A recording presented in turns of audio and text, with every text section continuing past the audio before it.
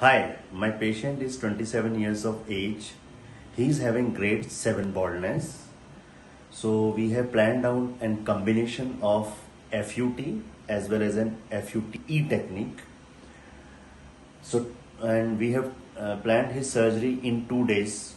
Our target is to have at least 6,000 to 7,000 grafts. So day one, I'll be doing his strip technique plus FUE from the scalp, and day two will be of FUE from the beard, and we will mix the FUE beard graft with the scalp graft and try to coverage maximum.